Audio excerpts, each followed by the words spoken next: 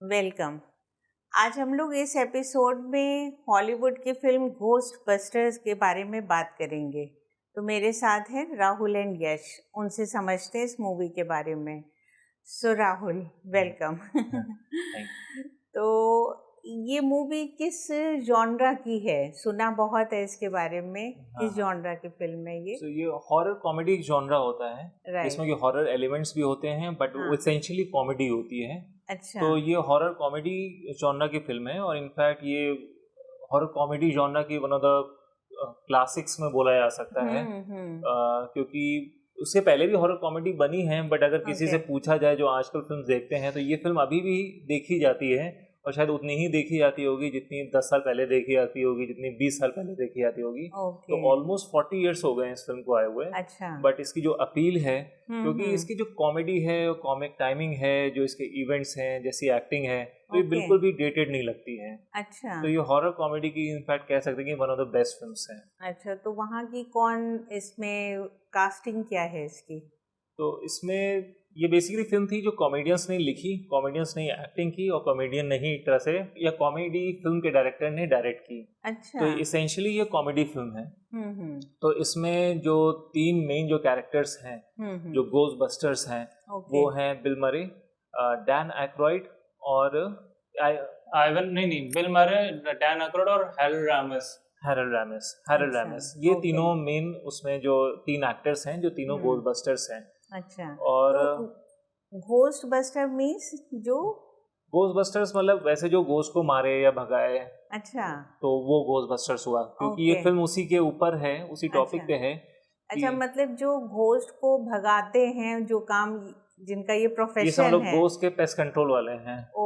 Accept कि इसमें भगाने से एक्चुअली ये पकड़ते हैं। इनके पास एक मशीन होती है जिसके थ्रू घोस्ट को कैप्चर करते हैं और उसको कहीं स्टोर वगैरह करते हैं। तो वो कहने के लिए बस्ट का मतलब ये हो गया कि लगेगा कि अच्छा ये पीटते वीटते हैं, ऐसा कुछ नहीं होता है। बस इनका काम होता है घोस्ट को पकड़ना, जो अपना में बहुत बड़ा काम होता है। क्योंकि फॉर सम रीजन उस वक्त न्यूयॉर्क में, मतलब एज पर द मूवी, एकदम घोस्ट काफी आने लग जाते हैं। कुछ इसमें बिब्लिकल एलिमेंट होता है, जिसकी नहीं, बाइबल में एक एलिमेंट होता है एंड ऑफ द डेज या जजमेंट डे, जिसमें होता है जो सारी डेड बॉडीज वगैरह होंगी वो वापस आएंगी। तो इसमें भी कुछ इसी टाइप का एलिमेंट उन्होंने डाला हुआ है। अच्छा। और एक बिब्लिकल एलिमेंट भी और एक कोई और माइथोलॉजी का भी एलिमेंट था ना इसमें कोई। हाँ, उसमें वो अगेन वो था, वो उसको कहने के लिए डाला था। मारना तो बेसिकली घोस्ट आएंगे, उनको पकड़ना है, उनसे फाइट करनी है। बेसिकली इस पे फिल्म है। तो ये लाइट फिल्म है। तो जब हम लोग बात करते हैं कि हॉरर कॉमेडीज, तो उसमें एसेंशियल है कि हॉरर इतना स्केरी नहीं होना चाहिए कि आपको एक्चुअली में डर लग रहा हो। तो अगर कोई डरेगा, मान लो कैरेक्टर कोई डरता भी है, तो डर के कार्टूनिश तरीके से भाग जाएगा। या घोस्ट है तो एक्चुअली में होगा कि वो किसी को मारने जा रहा है। जैसे फॉर एग्जाम्पल इसमें एक सीन है जिसमें शुरुआत में एक होटल में इन लोग को बुलाया जाता है क्योंकि वहाँ एक घोस्ट आ गया है। और वो खाना खा रहा है और सबको, और जो वहाँ के रेसिडेंट्स हैं उनको डरा रहा है। अच्छा। तो आप टिपिकल घोस्ट जो स्केरी मूवी में होगा वो एक्सपेक्ट करेंगे कि वो मारने के लिए आ रहा है या बहुत ही उसका स्केरी फेस है। इसमें वो देखने में भी बहुत थोड़ा क्यूट सा है। और जब वो इन लोग के पास आता है, मेन कैरेक्टर्स के पास, तो वो उसको कहते हैं स्लाइम, मतलब जैसे नहीं म्यूकस जैसा होता है, तो उससे पूरा वो नहला देता है। तो इस तरह के एक तरह से फनी से घोस्ट हैं इसमें। तो स्टेक्स हाई होते हैं एंड में, जैसे जैसे मूवी बढ़ती आती है कुछ ना कुछ थोड़े स्केरी एलिमेंट्स होते हैं, बट कभी भी इतने नहीं होते हैं कि ऑडियंस को डर लगे, या जो कैरेक्टर्स हैं वो भी बड़ा कैजुअली उन घोस्ट के साथ डील कर रहे हैं। ओके, तो इसका मतलब ऐसा नहीं कि इसमें डर लगेगा। बिल्कुल डर, या फैमिली के साथ हम लोग देख रहे हैं तो बच्चे भी देख सकते हैं इसको। ओके, आराम से। राइट। तो इनफैक्ट जैसे मुझे भी डर लगता है थोड़ा स्कैरी मूवीज देखने में, तो लेकिन इसको हम देख सकते हैं आराम से। जैसे कुछ स्कैरी फिल्म से नाम उसका सुना हो, एक्सॉर्सिस्ट, कंजरिंग, तो वो जो हॉरर फैन है उसको एंजॉय करेगा, बट उसमें डर लगता है। ये उस तरह की फिल्म्स नहीं होती। जैसे ये फिल्म है ह्यूबी, हैलोवीन, मॉन्स्टर हाउस, तो इसमें हॉरर एलिमेंट्स ले लेते हैं बट आप उसको आराम से एंजॉय कर सकते हैं। ओके। तो ये कहाँ, इसका प्लॉट कहाँ पे सेट है, कैसे? ये न्यूयॉर्क में सेट है। न्यूयॉर्क में भी स्पेसिफिकली मैनहट्टन जो प्लेस है, जो कि बहुत थोड़ा पॉश इलाका है वहाँ का, वहाँ पे सेट है। और इंटरेस्टिंग बात ये है कि जब ये मूवी आई थी तब हॉलीवुड में उस वक्त, उस एरा में थोड़ा न्यूयॉर्क का डिपिक्शन नेगेटिव होने लगा था, स्पेसिफिकली 1970s और अर्ली 1980s। क्योंकि रियल लाइफ में भी क्राइम और पॉवर्टी इंक्रीज हो रही थी। पॉवर्टी बोला जाएगा कि थोड़ी इनकम इनइक्वालिटी बढ़ने लगी थी, लोग ज्यादा पुअर होने लगे थे, जिसकी वजह से क्राइम भी ज्यादा होने लगा था। अच्छा, ये किस ईयर की बात है? 1970s में कुछ की बात है, जब वहाँ पे न्यूयॉर्क में थोड़ी इकोनॉमिक प्रॉब्लम होने लगी थी, जिसकी वजह से क्राइम भी वहाँ पे इंक्रीज हो गया था। ओके। तो उसकी वजह से ऑब्वियसली ये चीज हॉलीवुड मूवीज में भी दिखेगी कि अच्छा बहुत ज्यादा क्राइम हो गया। तो उस वक्त 1970s में 2 मूवीज बहुत आइकॉनिक मूवीज हैं, एक टैक्सी ड्राइवर है, एक डेथ विश है। वैसे हैं दोनों बहुत डिफरेंट टाइप की मूवीज, लेकिन दोनों में प्रॉपर दिखाया गया न्यूयॉर्क में क्राइम बहुत हो रहा है और बहुत गंदा गंदा सा डर्टी सा इलाका है। अच्छा। ये इनफैक्ट अर्ली 1980s में भी न्यूयॉर्क का इसी टाइप का स्केरी वाला डिपिक्शन होता था। एक मूवी आई थी एस्केप फ्रॉम न्यूयॉर्क। हाउएवर इस मूवी की यूनिक बात ये थी कि इसमें न्यूयॉर्क को वैसा डर्टी या अनसेफ वे में नहीं दिखाया गया, इसमें थोड़ा रिच न्यूयॉर्क दिखाया गया। घोस्टबस्टर में। हाँ, घोस्टबस्टर्स जो मूवी है। अच्छा। ये मूवी आई थी 1984 में, और तब बाय चांस इकोनॉमिक रिकवरी होना स्टार्ट हो गई थी यूएस में, तो उसकी वजह से ऑब्वियसली न्यूयॉर्क साइड में क्राइम भी थोड़ा कम हो रहा था, लोग रिच ज्यादा हो रहे थे। तो मूवी में भी यही दिखाया गया था कि उतनी अनसेफ क्रिमिनल वाला एरिया नहीं दिखाया गया था, थोड़ा अच्छा वाला दिखाया गया था। तो इस तो ये एक तरह से टर्निंग पॉइंट था, मैं कहूँगा, न्यूयॉर्क डिपिक्शन का हॉलीवुड मूवीज में। उसके बाद आपने जैसे वो मूवी देखी होगी होम अलोन, शायद जो बचपन से कई बार देखी होगी, तो उसमें भी जैसे न्यूयॉर्क जिससे बहुत सुंदर वगैरह वे में दिखाया गया था। तो वो सब मैं कहूँगा उसका क्रेडिट मैं घोस्टबस्टर्स को दूंगा कि अगर घोस्टबस्टर्स में ऐसा नहीं डिपिक्शन किया होता न्यूयॉर्क का, तो may be Hollywood film makers का तरीका नहीं चेंज होता न्यूयॉर्क को दिखाने का। मतलब वो न्यूयॉर्क को अभी उसी तरह से मानते मे बी, तो घोस्टबस्टर एक तरह से चेंज कर दिया था, वो इमेज चेंज हो गई, इमेज चेंज हो गई। इसलिए इम्पोर्टेंट है। इसका जो प्लॉट है वो कैसे स्टार्ट होता है, मींस एक हॉरर मूवी का कैसे स्टार्ट होता होगा? तो इसमें 3 जो मेन कैरेक्टर्स हैं वो तीनों साइंटिस्ट हैं, और वो गोस्ट को और जो एबनॉर्मल फिनोमेना है उसको स्टडी करते हैं। अच्छा। तो जब मूवी शुरुआत होती है उसमें एक हॉन्टिंग के सीन के साथ शुरुआत होती है कि एक लाइब्रेरी है, वहाँ पे कोई गोस्ट आ गई है, और तो इनको बुलाया जाता है। ये तीनों यूनिवर्सिटी में साइंटिस्ट हैं। तो वो जाते हैं, तो हैं तो साइंटिस्ट, लेकिन इन्होंने खुद कभी गोस्ट नहीं देखा था इसके पहले। तो जब वो जाते हैं तो गए तो एक्सपर्ट्स की तरह हैं। अच्छा। लेकिन वहाँ खुद डर के भाग आते हैं।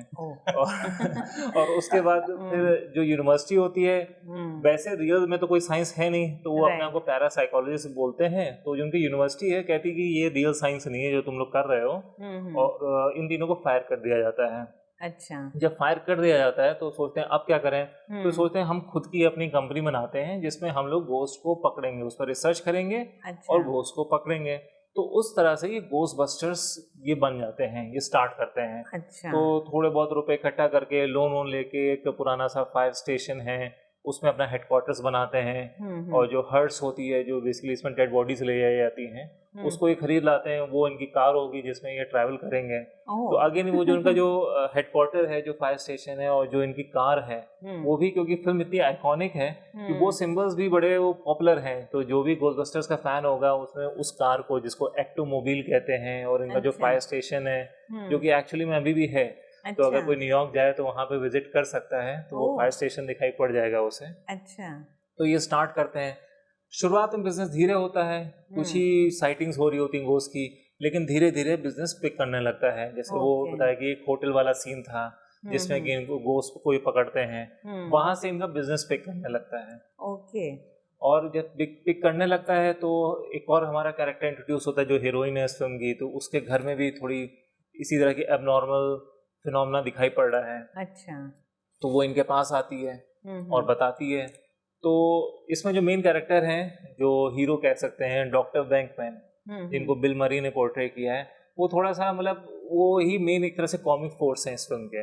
अच्छा। तो उनका बड़ी डेड पैन से डिलीवरी होती है, जैसे कि गोस्ट सामने आ भी जाएगा तो भी बहुत वैसा रिएक्ट नहीं करेंगे जैसे आप टिपिकली एक्सपेक्ट करते हैं। तो उसके घर जाते हैं और देखते भी हैं। जो फॉर एग्जाम्पल एक सीन है जिसमें कि वो जो लेडी है, जो हमारी जो हीरोइन है, वो ग्रोसरी शॉपिंग करके आती है और अपना जो सामान है वो निकाल रही है किचन काउंटर पे। उसमें एग्स उसने निकाले हैं। तो जो एग्स हैं वो ट्रे में ही बॉईल होके ऐसे गिरने लगते हैं।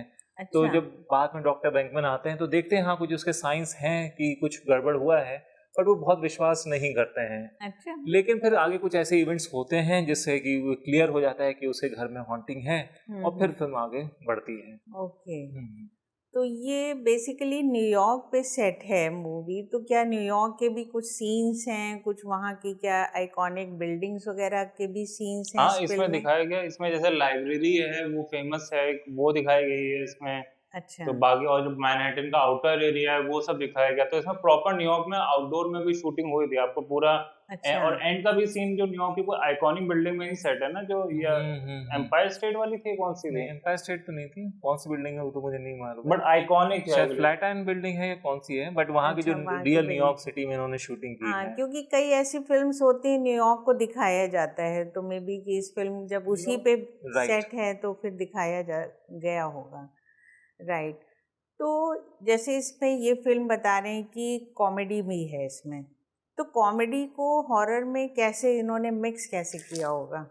मतलब ये comedy horror I am not I believe वो बहुत पुराना जॉनर है, जैसे आजकल इंडिया में अभी भी स्टार्ट हुआ है, चाहे वो स्त्री वाली मूवी आई हो जो आपने देखी थी, या मुंजिया करके एक मूवी आई है इस साल।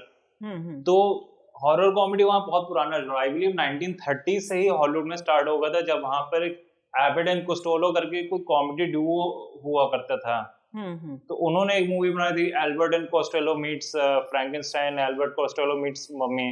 तो ये एक तरह से पुराना पहले से जॉनर था, लेकिन मे भी बीच में थोड़ा कम हो गया होगा। पर रिवाइव मैं कहूंगा कि हॉरर कॉमेडी का आई बिलीव घोस्टबस्टर से हुआ था। अच्छा। तो इसमें एक्चुअली क्या था कि इसमें ये इसलिए भी और अच्छी हो गई थी क्योंकि इसमें वीएफएक्स बहुत अच्छे थे, वीएफएक्स अच्छे थे, जिस तरह से सब एक्शन दिखाया गया था वो भी अच्छा था। बट मेन सबसे बड़ी स्ट्रेंथ इस मूवी की थी स्क्रिप्ट। ओके। स्क्रिप्ट नहीं होते तो आज ये मूवी इतनी आइकॉनिक नहीं हो पाती। तो ये जो इसके जो एक्टर्स और राइटर्स हैं, इन्होंने पहली बार यहाँ काम नहीं किया था, ये लोग ऑलरेडी एक दूसरे को पहले से जानते थे। अच्छा। तो इसमें जैसे इन्होंने नाम लिया बिल मरे और डैन एक्रॉयड, जो वन ऑफ द 2 एक्टर्स थे, वो इसके पहले सैटरडे नाइट फीवर में काम कर चुके थे, जो 1970s का बहुत आइकॉनिक इनफैक्ट वो टीवी शो अभी भी आता है, Saturday night live, sorry Saturday night live करके एक टीवी शो है, वहां पे आइकॉनिक सा, जो 1977 में या 75 में स्टार्ट हुआ था और अभी तक चल रहा है। ओके। तो वो हर साल आता है और उसमें बेसिकली कॉमेडी शो है। हाँ वो कॉमेडी शो है, उसमें लोग स्किट्स करते हैं कि अच्छा कभी 5 मिनट ले, कभी कोई और स्टोरी चल रही है, कभी कुछ और चल रही है। और उसमें जो राइटर्स होते हैं वही कई बार उसमें एक्टर्स स्लैश कॉमेडियन भी होते हैं। ये भी one of the initial days के जो राइटर एक्टर्स थे, बिल मरे और डैन एक्रॉयड। अच्छा। तो ये दोनों एक दूसरे को वहां से जानते थे। फिर जब बिल मरे सैटरडे नाइट फीवर में थे, sorry live Saturday night live में थे, तो उसी वक्त इन्होंने 79 में एक मूवी की थी मीट बॉल्स।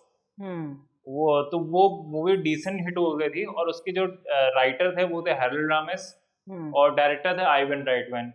उनके साथ इनकी काफी अच्छी ट्यूनिंग हो गई थी बिल मरे के। तो उसके बाद उन्होंने 2 और मूवी में इन लोगों के साथ काम किया, एक कैडिशैक करके 1980 में एक मूवी थी और एक 1981 में एक मूवी थी स्ट्राइप्स। तीनों में सिमिलरिटी ये थी कि तीनों में एक थीम था स्लॉब वर्सेस नॉब।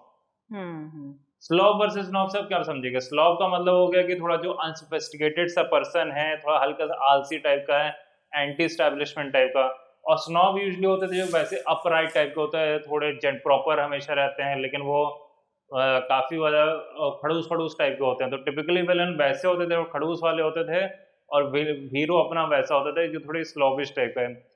जैसे इंडिया में नहीं गोविंदा की मूवीज होती थी, जो गोविंदा खुद होते थे वो थोड़े स्लॉबिश टाइप का कैरेक्टर होता था, जो विलन होते थे या अगर उनको बोल सकते हैं वो थोड़े अपराइट पर्सन होते थे, जैसे कादिर खान वगैरह होते थे। तो इसी टाइप का इनका थीम होता था। तो ये लोग बेसिकली आइवन राइटमैन और ये बिल मरे एक साथ एक दूसरे को जानते थे। दूसरी तरफ जो डैन एक्रॉयड जो अदर इसमें जो थे इसमें लीड, इन्होंने एक्चुअल में 1980s में एक स्क्रिप्ट लिखी थी, 82 टू बी एग्जैक्ट, कि जिसमें 82 या 81 में जो इसी यही स्क्रिप्ट लिखी थी, क्योंकि उनको खुद भूतों के बारे में बहुत पढ़ने का शौक था। और उसी वक्त उन्होंने क्वांटम फिजिक्स का कोई आर्टिकल पढ़ा था, जिसकी वजह से उनको लग रहा था कि अच्छा मे बी क्वांटम फिजिक्स की मदद करके हम घोस्ट को पकड़ सकते हैं। वो रियल में हो सकता है नहीं मुझे मालूम नहीं, बट उन्होंने पढ़ा था। तो ये इन्होंने 81 में स्क्रिप्ट लिखना स्टार्ट की, और ये चाहते थे कि उनके साथ उनके एक फ्रेंड जॉन बेलुशी काम करें। अनफॉर्चुनेटली जॉन बेलुशी की 1982 में डेथ हो जाती है। तो फिर उन्होंने सोचते हैं हम बिल मरे को बुलाएं। बिल मरे कहता है ठीक है, हम मुझे बुला लो और साथ में इन राइटर्स डायरेक्टर्स को भी हमारे साथ रख लो। तो जो हैरोल्ड रामिस है वो अभी तक केवल राइटिंग का काम करते थे, डायरेक्शन का, इसमें उन्होंने एक्टिंग का भी काम किया था। अच्छा। तो उनके कैरेक्टर का नाम था ईगॉन। तो जैसे ये दोनों पॉपुलर हैं कैरेक्टर, डॉक्टर बैंकमैन और दूसरा एक और कैरेक्टर, वैसे ही ईगॉन का भी कैरेक्टर पॉपुलर है। ओके। तो इसलिए तो इनकी स्क्रिप्ट जो टिपिकल जो बेसिक स्ट्रेंथ इसकी स्क्रिप्ट थी इनकी। हाँ, तो बेसिकली जो राइटर्स डायरेक्टर्स ये सब खुद ही इस चीज को बिलीव सा करते थे और बिलीव करते थे, वो आइडिया एक अच्छा मिल गया उनको उससे, तो ये एक तरह से स्क्रिप्ट बहुत अच्छी बन गई। यस। तो इसमें जैसे कि ये एलिमेंट अभी जो तुमने डिस्कस किया कि एक लेडी है उसके घर में हुआ है, तो इसको फिर आगे कैसे इस प्लॉट को लेके गए? तो उसमें जब पहली बार उसके घर में विजिट करते हैं तो वो भी सॉर्ट ऑफ पूरा 100% कन्विंस नहीं है कि एक्चुअली में कोई घोस्ट है या ये ऐसी सॉर्ट ऑफ फेक ऐसी फील हो रहा है। हाँ, या ऐसी इसको मिस्टेकन है। क्या सारे घोस्टबस्टर्स थोड़े सिनिकल थे इसके बारे में या केवल डॉक्टर बैंकमैन? भाई जो गए थे उनके घर में तो वो थोड़ा, फिर वो जब आते हैं डिस्कस करते हैं, प्लस और फिनोमेना देखते हैं, वो उनको जो वर्ड उसने लिया होता है जूल करके उसको सुनाई पड़ता है, तो थोड़ी सी रिसर्च करते हैं तो पता चलता है कि कोई घोस्ट है जो पुराने टाइम का, तो शायद ये वही होगा जो हीरोइन है उसको दिखाई पड़ा होगा। ओके। थोड़े दिन बाद फिर ऐसी कहीं लोग की मुलाकात हो जाती है, तो कहती है कुछ रिसर्च की उस पे, तो उसने ये क्योंकि थोड़ा सा रोमांटिकली भी इंटरेस्टेड है तो ये सॉर्ट ऑफ उसको डेट नाइट करके उसके घर पे फिर से चले जाते हैं। अच्छा। तब तक वो शायद जो डीमन है वो स्ट्रांग होके वो पोजेस कर लेता है जो हीरोइन की बॉडी है। तो जब वो घर पहुंचते हैं, जब दरवाजा खुलता है तो एक्चुअली वो डीमन उसके बॉडी के अंदर होता है। अच्छा। तो लेकिन क्योंकि ये कॉमेडी फिल्म है तो ये चले जाते हैं उसके साथ भी, मतलब कि देखते हैं घर में क्या है, दिखाई पड़ रहा होता है कि कुछ ना कुछ एबनॉर्मल चीजें हैं, लेकिन वो उससे डीमन से भी आराम से हंस हंस के बात कर रहे हैं। अच्छा। और जो ये लोग घोस्टबस्टर्स रियलाइज करते हैं कि अगेन जो एज पर स्टोरी है कि एक पुराना कोई डीमन था और एक जो आर्किटेक्ट है जिसने वो बिल्डिंग बनाई जिसमें वो रहती है हीरोइन, उसने शायद बिल्डिंग ही इस तरह से बनाई ताकि दूसरे डायमेंशन से इसमें घोस्ट आ सके, और शायद ये वही टाइम हो रहा है जिसमें कि अब वो घोस्ट आ रहे हैं। अच्छा। तभी वो हीरोइन को पोजेस कर लिया है, उसके एक नेबर को पोजेस कर लिया है। तो घोस्टबस्टर्स को ये क्लियर हो जाता है। उधर वो जो इन्वायरमेंटल प्रोटेक्शन एजेंसी जो वहाँ पे है उसका ब्यूरोक्रेट आके इनको बंद करवाने की कोशिश कर रहा है क्योंकि उसको लगता है ये फ्रॉड है। अच्छा। तो उसकी वजह से कुछ एक्सप्लोजन जैसा हो जाता है और सारे जो घोस्ट हैं वो सारे न्यूयॉर्क सिटी में फैल जाते हैं। तो हर जगह वो घोस्ट दिखाई पड़ रहे हैं। तो जो मेयर है वो फिर इन घोस्टबस्टर्स को बुलाते हैं, कहते हैं कि अच्छा तुम लड़ो, जो तुम्हें जो चाहिए जैसे भी लड़ना है लड़ो। तो फिर वो फाइनल फाइट होती है जिसमें कि जो मेन जो डीमन है उधर से आ गया दूसरे डायमेंशन से, और इधर भी घोस्ट है न्यूयॉर्क सिटी में। तो अब जो फाइनल डीमन से फिर फाइट होती है। तो ये फाइट कैसे कर रहे हैं? मीन्स एक घोस्टबस्टर और एक इतने बड़े बड़े घोस्ट से फाइट करने का क्या? क्योंकि हमारे इंडिया में भी ये सब चीज़ें मानी जाती हैं और कुछ वो लोग वेपन यूज करते हैं उसके लिए, तो वहाँ पे क्या किया उन्होंने? तो वहाँ पे उन्होंने एक गन जैसी उन लोगों ने बनाई हुई है, उसको शायद प्रोटॉन पैक वो लोग बोलते हैं, तो उससे लेजर जैसी निकलती है। अच्छा। तो लेजर से ही या तो घोस्ट को पकड़ने के लिए भी और घोस्ट को समझ लीजिए हर्ट करने के लिए भी वो उसी गन का यूज करते हैं। ओके, मतलब कोई न्यूक्लियर वेपन टाइप का? हाँ, उसी तरह का न्यूक्लियर वेपन टाइप का है। और इनफैक्ट उसमें शुरुआत में जिसने भी घोस्टबस्टर देखी है उसको ये मालूम होगा कि जब वो जो गन होती है, जैसे इंडियन में पिचकारी होती है, देखने में सॉर्ट ऑफ उस तरह की लगती है और उसके अंदर से लेजर बीम जैसी निकलती है। अच्छा। तो उसमें जो एक मेन कैरेक्टर है जो कि क्योंकि तीनों की पर्सनालिटी बहुत डिफरेंट है, तो एक जो कैरेक्टर बहुत सीरियस रहता है, वो कहता है जब वो लड़ रहे होते हैं तो वो कहता है एक वार्निंग है, कहते हैं क्या, इंश्योर करना कि जो उसकी स्ट्रीम्स निकल रही हैं जो लेजर की वो क्रॉस ना हो जाए। तो उसमें जो डॉक्टर बैंकमैन पूछते हैं क्यों क्रॉस हो जाएगा तो क्या होगा, उसने कहा पूरी लाइफ खत्म हो जाएगी, मेक श्योर कि you don't cross the stream. कहते हैं गुड टाइप। तो मतलब तो फिर फाइनली जो फाइट हो रही है, क्योंकि जो मॉन्स्टर आया है वो अगेन, क्योंकि आपको स्पॉइलर का वो तो अब है नहीं, 40 years old हो गए हैं, तो उसमें एक बड़ा आइकॉनिक लास्ट सीन है जिसमें कि जैसे पिल्सबरी डो बॉय हम लोगों ने देखा होगा, पिल्सबरी आटा आता था, उसका ऐड आता था। तो उसमें एक डो बॉय जैसा होता था, क्यूट सा फिगर जैसी होती थी, उसी तरह का इसमें एक मॉन्स्टर आता है। तो देखने में बड़ा क्यूट सा है, लेकिन वो है मॉन्स्टर और 100 फुट टॉल है और इनको सॉनली डिस्ट्रॉय करने आ रहा है। तो फाइनल फाइट वो है। तो फाइनल फाइट अब उसको हराना है, तो ये लोग सोचते हैं कि अब क्या करें, अब तो कुछ काम कर नहीं रहा है, तो अपनी वो जो स्ट्रीम जो शुरुआत में वार्निंग दी गई होती है उसी के अगेंस्ट जाके अपनी स्ट्रीम को क्रॉस कर लेते हैं। अच्छा। और उससे वो मॉन्स्टर डिफीट हो जाता है। तो वो मार्शमैलो को दिखाते हैं कि जो मॉन्स्टर है पूरा मार्शमैलो का बना है, बड़ा क्यूट सा है, बट इनको मारने आ रहा है। और फाइनली इस तरह से वो एक तरह से मॉन्स्टर को हरा देते हैं और जो गोजर और जो जूल और जितने थे वो दूसरे डायमेंशन में चले जाते हैं। और ये जो हीरोइन है जो पोजेस हो गई थी उस मॉन्स्टर से वो सेव हो जाती है। बस ये हीरो हो जाते हैं। राइट। तो मींस लास्ट सीन बहुत आइकॉनिक रहा होगा जब उनकी पूरी फाइट मूवी है। काफी आइकॉनिक है। अच्छा। उसके जो कई सारे प्रॉप्स हैं, चाहे आपके उनके गोस्टबस्टर्स का यूनिफॉर्म हो, उनके जो गाड़ी है, उनके जो क्या बोलते हैं गन है उनकी, वो आइकॉनिक है। उसमें जो गोस्ट होते हैं जो ग्रीन कलर वाला है वो बड़ा आइकॉनिक है। इसका पिल्सबरी सॉरी मार्शमैलो मैन है वो आइकॉनिक है। यहाँ तक उनका जो लोगो है एंटी गोस्ट वाला वो पॉपुलर है। ये जो आप पीछे देख रहे हैं ये उसी का ही लोगो है गोस्टबस्टर्स का। इनफैक्ट उस मूवी में भी होता है, उनके जो गाड़ी बनी होती है उसमें भी लगा है, ये पोस्टर में भी है। और जो भूत भी होता है वो इसी तरीके से देखने में लगता है लगभग, सॉर्ट ऑफ। हाँ मतलब ग्रीन कलर का होता है। हाँ वो ग्रीन कलर का होता है वो। इसको देख के आप बता सकते हैं कि इसमें जो गोस्ट है वो स्केरी नहीं लगता है, थोड़ा क्यूट टाइप के हैं। तो ये बच्चों को दिमाग में रख के बनाया गया था कि बहुत स्केरी ना हो इतना।